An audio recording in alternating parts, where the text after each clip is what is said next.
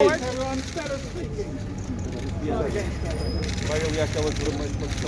happened in court today is precisely what we wanted to happen. The High Court certified that we had raised point of law of general public importance, and that the Supreme Court has good ground to hear this appeal. The situation now is that the Supreme Court has to decide whether it will hear the appeal. But make no mistake, we won today in court.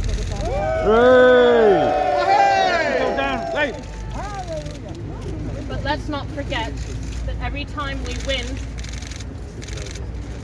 as long as this case isn't dropped, as long as Julian isn't freed, Julian continues to suffer. For almost 3 years, he's been in Belmarsh prison, and he is suffering profoundly, day after day, week after week, year after year. Julian has to be freed, and we hope that this will soon end. But we are far from achieving justice in this case because Julian has been incarcerated for so long, and he should not have spent a single day in prison. If there had been justice, the officials who plotted, who conspired to murder Julian would be in the courtroom right now. If there were justice, the crimes that Julian exposed, war crimes, the killing of innocent civilians, would not be impugned. Our fight goes on, and we will fight this until Julian is free. Thank you.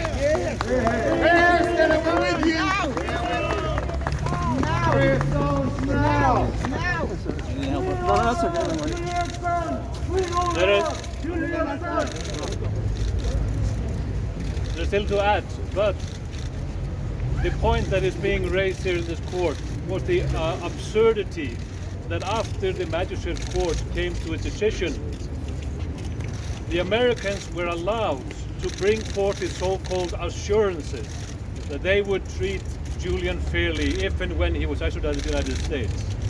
Everybody that has looked into those so-called assurances have condemned them and judged them as not being worth the paper they are written on. The American government has made such assurances before, and they have broken those assurances. They actually entail in those assurances the clause that they can change their mind at any moment. So it's not worth anything. But as Stella says, the fight will continue, and it will not end until Julian is freed from Belmarsh prison and until the US government drops this case, which is a blatant and serious attack on press freedom worldwide. But this today was a partial victory, but as Stella says, the punishment goes on. It's a punishment by process, a serious human rights violation. The torture is ongoing in Belmarsh prison. He has been there for more than 1,000 days. That is happening here in this country today. That is the news item of the day. Thank you. Free Julian Assange! So, from Reporters Without Borders, I would just like to add, again, we welcome this decision. This is a positive step. It's not far enough yet, but it is a step in the right direction. This case is historical. It will be hugely precedent-setting. It will have implications for journalism and press freedom in the UK, in the US, and internationally for many years to come.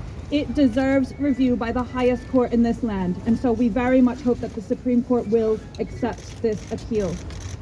As others have said as well, the situation that Julian Assange himself is in is very urgent. We have serious concerns about his well-being at Belmarsh prison. The long-standing mental health issues are well documented. We have concerns about his physical health as well, especially knowing what we know now about the mini stroke that he suffered in October and about the reports of rising COVID infections in the prison again at this time. He is not safe as long as he is there. He should be immediately released whilst this process is ongoing. So from Reporters Without Borders, we will continue to campaign to free Assange. We call on the Biden administration again to drop the charges, to close this case once and for all. This legal process does not have to continue. It is in the power of those in the US government to put a stop to this at any time. They can do so. And we will continue to be here and to monitor any further legal proceedings in this case. Free Julian Assange!